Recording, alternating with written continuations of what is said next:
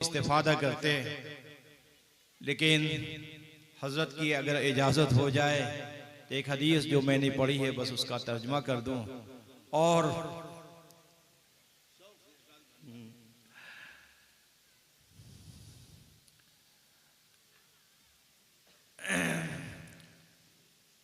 हज़रत के सामने लबकुशाई एक जसारत है, ताहम हज़रत की इजाज़त से जो मैंने एक हदीस पाक आपके सामने पढ़ी है उससे मुतालिक चंद बातें आपके सामने गोशगुजार कर दूं। बड़ी खुशी की बात है कि अजीज़ मोहतरम हज़रत मौलाना मुफ्ती साजिदुल्लाह साहब नौमानी मदरसा दीनिया के नाम से इस खिलाफत नगर मोहल्ले में मदरसा चला रहे हैं।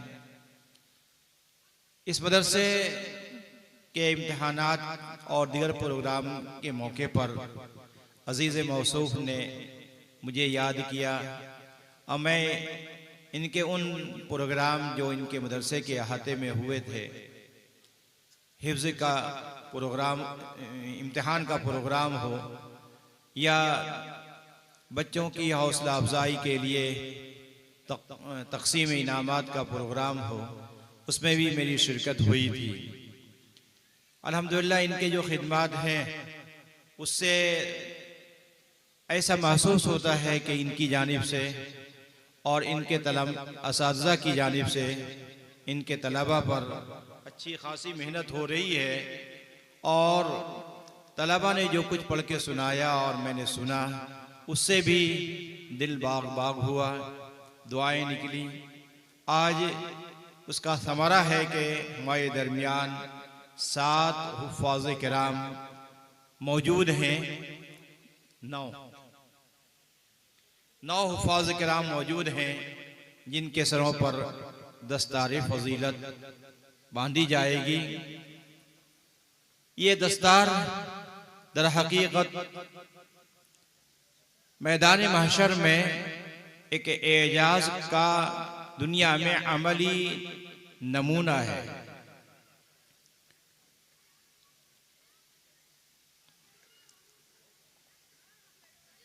हाफिज के सिलसिले में जिसने कुरान करीम को अपने सीने में महफूज किया है उसके बारे में मैंने हदीस सुनाई जिसमें नबी पाक सल्लल्लाहु अलैहि वसल्लम ने फरमाया, अल माहिरु बिल कुरान मअन नबिय्यीन वस्सिद्दीकीन वश्शुहदा वस्सालिहीन।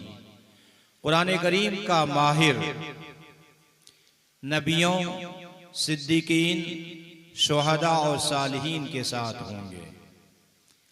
कुरान करीम की महारत लफ्ज़ के एतबार से है, ये भी महारत है जो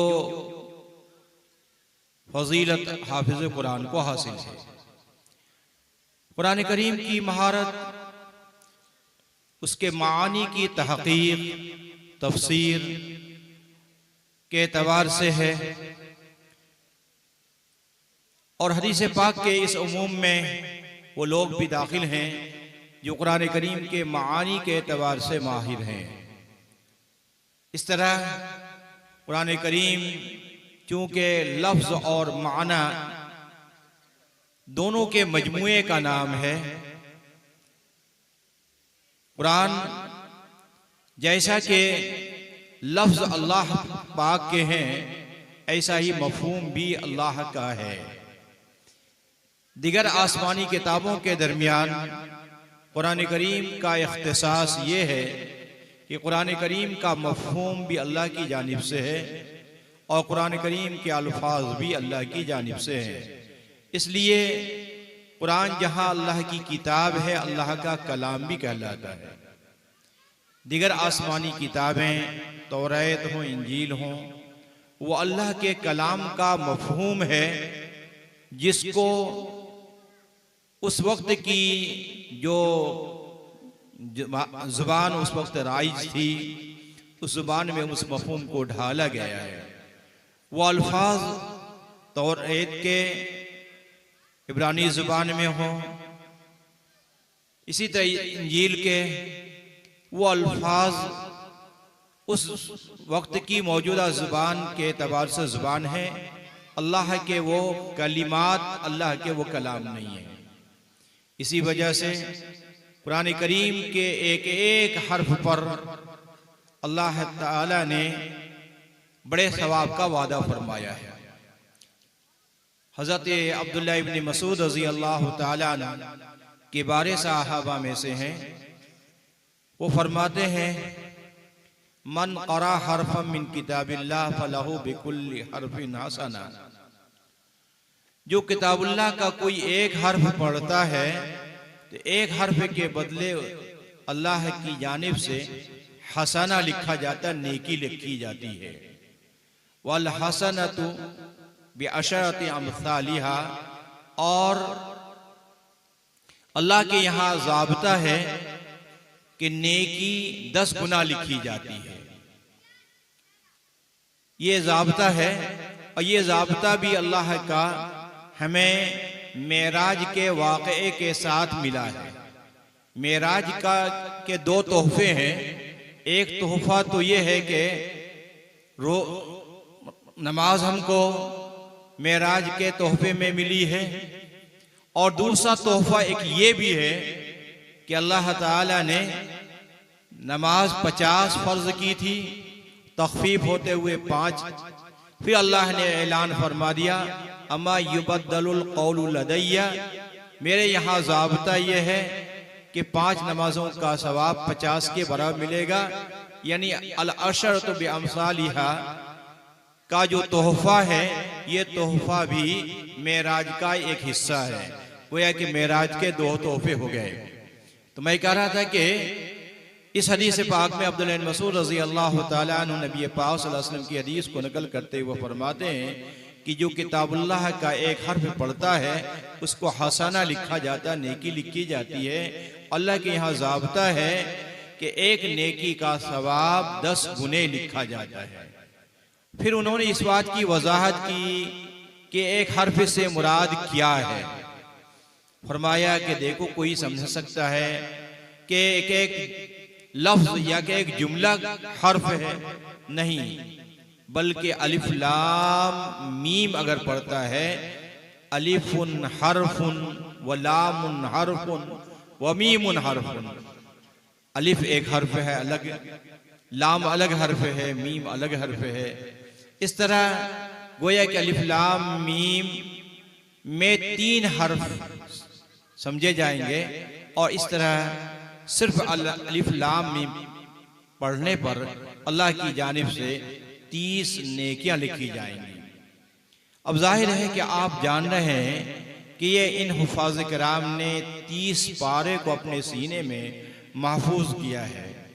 इन 30 पारों को महफूज करने के नतीजे में उन्होंने कुरान करीम कितनी मर्तबा पढ़ा होगा। एक सफ़े को याद करने के लिए 10 मर्तबा उन्होंने उसको पढ़ा होगा, फिर सुनाया, दौर किया, बार बार पढ़ते रहे।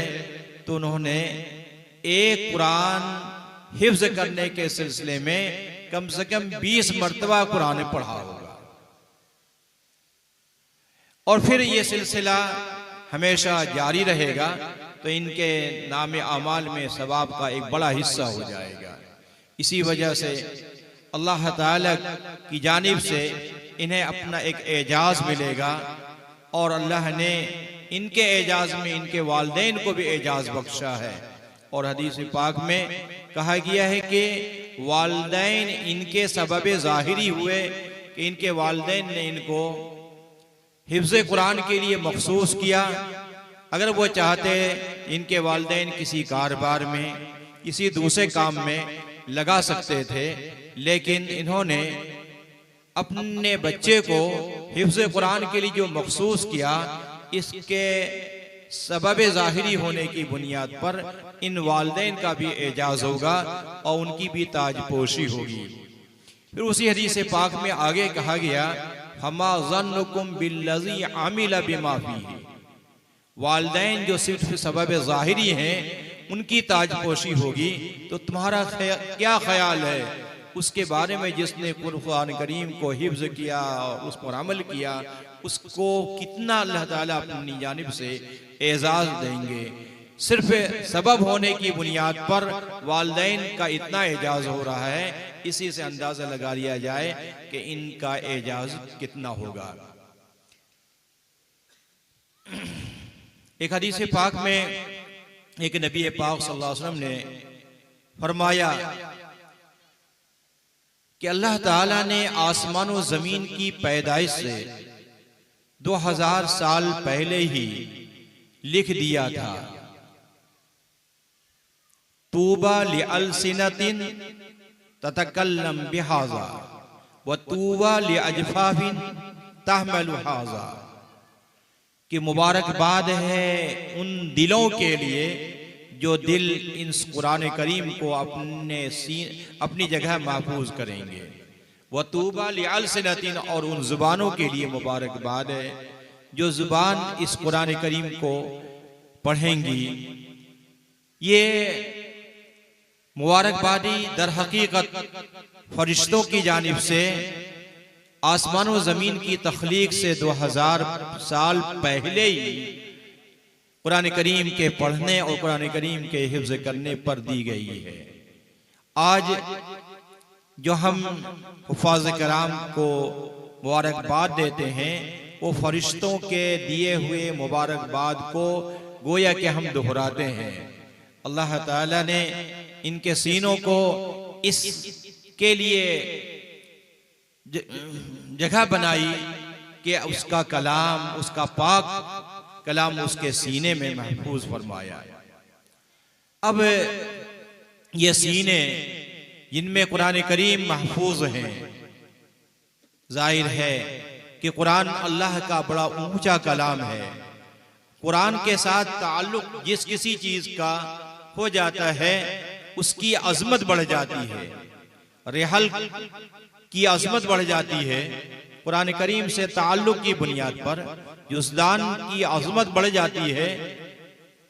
कुरान करीम की अजमत की बुनियाद पर पहले ज़माने में, अब तो कुरान करीम को जुज़दान में रखने का रिवाज खत्म हो गया, लेकिन पहले जब कुरान करीम को जुज़दान में रखा जाता था तो उस जुज़दान को जब धोया जाता था तो उस धुवन पानी को हमारी माँ बहनें आम पानियों के साथ मखलूत नहीं करती थी, बल्कि उस धुवन पानी को किसी पाक जगह पर बहा दी थी। ये एजाज कुरान करीम की वजह से जुज़दान को मिला, जो कपड़े का है, जो चंद दिनों कुरान करीम के साथ सिर्फ टच रहा है। तो ये सीने जिसमें कुरान करीम महफूज है, ये यकीनन इज्जत के, तकरीम के और हर लायक हैं। अब हम सबको इनकी इज्जत तकरीम तो करनी ही है, लेकिन एक हदीस पाक ये भी है, मन आरफ नफ्सा फकद आरफ रब्बा, जिसने अपने आप को पहचाना उसने अपने रब को पहचाना। जिसने अपने आप को पहचाना उसने अपने रब को पहचाना। इसलिए हुफ़ाज़ कराम खुद अपने आप को पहचाने कि हम क्या हैं, हमारे पास क्या है, और इस कुरान करीम की वजह से अपने आप को कितना गनी समझें। एक हदीस पाक में है, मल्लम यतगन्न बिल कुरान फलैसा मिन्ना। कुरान एक बहुत बड़ी दौलत है जो इनको मिल गई है। इस कुरान करीम की दौलत के मिल जाने पर जो अपने आप को गनी न समझे, हदीस पाक की दो तफसीरों में से एक तफसीर है, मल्लम यतगन्न बिल कुरान फलैसा मिन्ना, जो कुरान करीम की दौलत को पाकर अपने को गनी, अपने को धनी और अपने को बहुत बड़ी दौलत का मालिक न समझे, अपना सर फख्र से ऊंचा न समझ रखे, तो वो हमारे तरीके से हटा हुआ है, नबी पाक सल्लल्लाहु अलैहि वसल्लम ने फरमाया। इसलिए जहां हम सब इन हुफ़ाज़ की इज्जत करेंगे, इन हुफ़ाज़ की अपनी जिम्मेदारी है कि अपने आप को समझें और इस कुरान करीम की बुनियाद पर अपना सर ऊंचा रखें। ऐसा नहीं कि दुनिया की दीगर नेमतों के मुकाबले में इस कुरान करीम को है समझने लगे। ऐसा अगर उन्होंने किया तो कुरान करीम की खुद उन्होंने नाकदरी की है। इसलिए ये हुफ्फाज इस कुरान करीम को पाकर अपने को धनी, अपने को गनी और अपने को बड़ी दौलत का मालिक समझें और समझें कि हम दुनिया के एतबार से भी बहुत बड़ी धनी हैं और आखिरत में तो अल्लाह ताला के यहाँ हमें बहुत ही एजाज से नवाजा जाएगा। ऐसे लिए इसके लिए क्या करना है इन हाफिज़ कुरान को कि जब इनके सीने में कुरान है तो हमेशा इस बात का इस्तेहज़ार होना चाहिए कि भाई हमारे सीने में कुरान है, हम हामिले कुरान हैं। हमारी नजर उठे तो किस चीज की जानिब उठे? सीना हमारी नजर की बहुत करीब है। हमारी आंखें उठे तो किधर उठे? इन आंखों के सामने कुरान है तो हमेशा इनके दिल का कुरान इनके लिए मुज़क्किर बना रहे और उनको हर बुरे काम से रोकने का जरिया बना रहे और हर बुरे काम से ये बचते रहे। तो समझा जाएगा कि कुरान करीम को जो उन्होंने ज़ुबानी तौर पर महफूज किया है, कुरान करीम इनके लिए मुज़क्किर भी बना हुआ है और कुरान करीम इनको हर बुराइयों से रोकने का जरिया भी बन रहा है। ये वो बात थी जो ख़ास तौर पर मैंने इन हामिले ने कुरान इन हुफ़ाज़े इज़ाम के लिए, अजीज़ तलबा के लिए कही हैं। और हम सब का एक पहलू वो है जो हमारी हमसे है, दूसरा पहलू इनसे है। एक पहलू को उसी पहलू के साथ मखसूस रखा जाए, खल्त मल्त नहीं किया जाए। शरीयत का उसूल ये है कि जो मामला दो फरीकों के दरमियान होता है तो हर फरीक अपने अपनी जात का मुकल्लफ होता है, दूसरे फरीक से उसका ताल्लुक नहीं होता है। एक मिसाल के तौर पर अर्ज करूं कि खाने काबा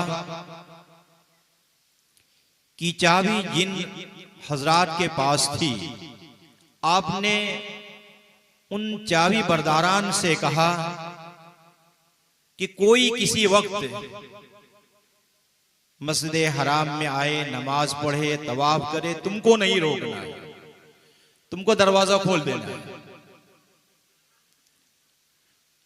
और नमाजियों से कहा गया है कि भाई 3 औकात में तुमको नमाज नहीं पढ़नी है। सूरज जब निकल रहा हो, डूब रहा हो, जब बिल्कुल सूरज बीचों बीच हो, तुमको नमाज नहीं पढ़नी है। तो एक फरीक है नमाज पढ़ने वाले, उनको जो कहा गया तो बताया गया कि इन औकात में तुमको नमाज नहीं पढ़नी है। और जो चाबी बरदारान हैं उनसे कहा गया है कि तुमको रोकना टोकना नहीं है। कोई किसी वक्त नमाज पढ़े, कोई किसी वक्त तवाफ करे, तुमको रोकना टोकना नहीं है। वह कि शरीयत ने अलग खिताब किया नमाजियों से और शरीयत ने अलग खिताब किया चाबी बरदारान से। दोनों को दायरे अलग अलग रखे गए। तो हमारी जिम्मेदारी है कि इन हुफ़ाज की हर हाल में इज्जत करना है। इन हुफ़ाज की अपनी जिम्मेदारी है कि अपने आप को गुनाहों से बचाएं, ये उनकी इज्जत है, ये खुद अपनी इज्जत करेंगे। अब हमको उनके मामले में इंटरफेयर नहीं करना है। उनके जो मखसूस असातिज़ा किराम हैं, उनके जो मुरब्बी हैं, वो उन पर रद्द नकीर करेंगे तो फायदा होगा। अगर आपने जहां तहीं उनकी रोक टोक करने लगे तो उससे इस्लाह नहीं हो सकेगी। इस्लाह का तरीका ये भी नहीं है। बात ये कि हर एक अपने अपने दायरे में रह करके इन हुफ़ाज़ किराम की इन्हें अपनी इज्जत करनी है। और अपनी इज्जत इनकी करनी क्या है कि अपने आप को गुनाहों से बचाना है और ये याद रखना है कि कुरान हमारे सीने में है। कुरान हर वक्त उसको बुराई से रोकता रहे। ये है उनका कुरान करीम का उनके हक में मुज़क्किर होना, और हमारा काम अपनी जगह पर है। तो अल्लाह ताला ने इन हुफ़ाज़ कराम की अज़मत का ऐलान अपने नबी पाक सल्लल्लाहु अलैहि वसल्लम के ज़रिए फरमाई है, इसलिए हम इन हुफ़ाज़ कराम की अज़मत करते हैं और उनके सरों पर अभी दस्तारबंदी होगी। ये भी उसी ताज़ीम का, अज़मत का एक हिस्सा है, और जल्द ही ये मंज़र आप अपने निगाहों के सामने देखेंगे। और मैं इस मंज़र के लिए अब आपके दरमियान हाइल नहीं हूँ, बातें बहुत हैं, उलमाए किराम भी हैं, हमारे शेख तरीक़त भी हैं, जिनसे हमें इस्तिफ़ादा करना है, इसलिए मैं अपनी बात को ख़त्म करता हूँ। वाक़िअ